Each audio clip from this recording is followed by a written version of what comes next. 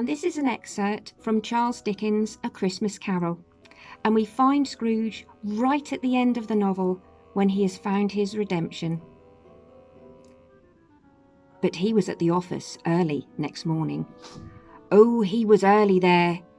If he could only be there first and catch Bob Cratchit coming late. That was the thing that he had set his heart upon. And he did it. Yes, he did. The clock struck 9. No Bob. 1:15. No Bob. He was full 18 minutes and a half behind his time.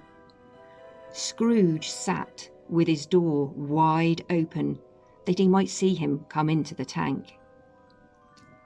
His hat was off before he opened the door, his comforter too. He was on his stool in a jiffy, driving away with his pen, as if he were trying to overtake 9 o'clock. "Hello!"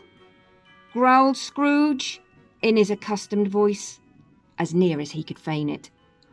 "What do you mean by coming here at this time of day?" "I am very sorry, sir," said Bob. I am behind my time." "You are?" repeated Scrooge. "Yes, I think you are. Step this way, sir, if you please." "It's only once a year, sir," pleaded Bob, appearing from the tank. "It shall not be repeated. I was making rather merry yesterday, sir." "Now, I'll tell you what, my friend," said Scrooge. "I am not going to stand this sort of thing any longer, and therefore," he continued, leaping from his stool and giving Bob such a dig in the waistcoat that he staggered back into the tank again, "and therefore I am about to raise your salary." Bob trembled and got a little nearer to the ruler. He had a momentary idea of knocking Scrooge down with it, holding him and calling to the people in the court for help and a straight waistcoat. "A Merry Christmas, Bob," said Scrooge, with an earnestness that could not be mistaken, as he clapped him on the back. "A merrier Christmas, Bob, my good fellow, than I have given you for many a year. I'll raise your salary and endeavour to assist your struggling family, and we will discuss your affairs this very afternoon over a Christmas bowl of smoking bishop, Bob. Make up the fires and buy another coal scuttle before you dot another I, Bob Cratchit."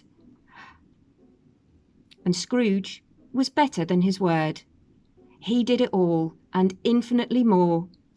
And to Tiny Tim, who did not die, he was a second father. He became as good a friend, as good a master, and as good a man as the good old city knew, or any other good old city, town, or borough in the good old world.